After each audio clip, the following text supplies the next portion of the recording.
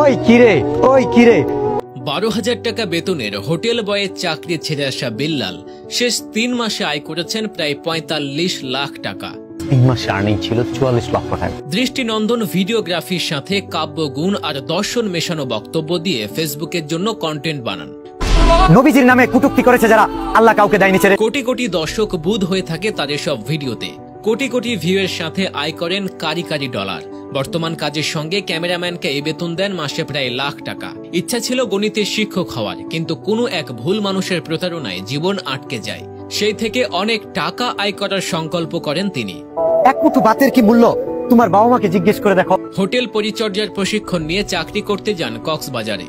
দামি হোটেলে বিশেষ রকম চা কফি বানানোর সুযোগ, কফিটা দেখতেছেন, এবং নামি দামি অতিথি আপ্যায়ন করতে করতে তাদের মতো বড় হওয়ার আকাঙ্ক্ষা আরো বেড়ে যায় বিল্লালের। শুরুতে কফি তৈরির রেসিপি দিয়ে কন্টেন্ট বানাতে থাকেন, আস্তে আস্তে ভিউ বাড়তে থাকে। একসময় চাকরি ছেড়ে কন্টেন্ট নিয়ে ব্যস্ত হয়ে যান।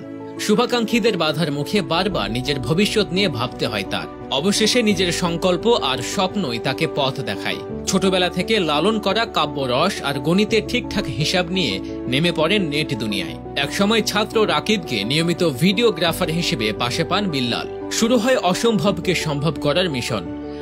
খুব একটা গ্রো করতে পারি না, মানে আমাদের আয়ের চেয়ে বেশি হয়ে যায়। মাঠে ঘাটে ঘুরে কন্টেন্ট বানিয়ে রীতিমতো তারকা বনে যাওয়া এই গ্রাম্য ছেলেটা এখন সারা দেশের মানুষের কাছে প্রিয় এক নাম।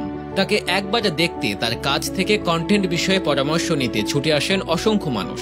ইতিমধ্যে বাবা মারা গিয়েছেন, রাজপ্রাসাদে পরিত্যক্ত হয়ে পড়ে আছে সবকিছু। মায়ের সংসারে এখনো ভালো কোনো ঘর করা হয়নি। তবে এরই মধ্যে বড় কোনো শিল্প কারখানা করে আরো বড় পথের দিকে হাঁটতে চান কন্টেন্ট ক্রিয়েটর বিল্লাল হোসেন।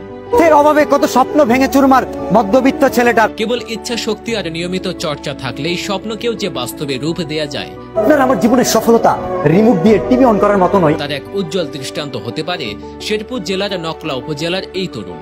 ফিলিস্তিনিদের সাথে জুলুম হচ্ছে, বিশ্ববিবেক চুপ থেকো না। আর দর্শক, আজ এ পর্যন্তই। আবারও আসবো নতুন কোনো ভিডিও নিয়ে। সে পর্যন্ত সবাই ভালো থাকুন, সুস্থ থাকুন, আমাদের পেজের সাথেই থাকুন। ধন্যবাদ।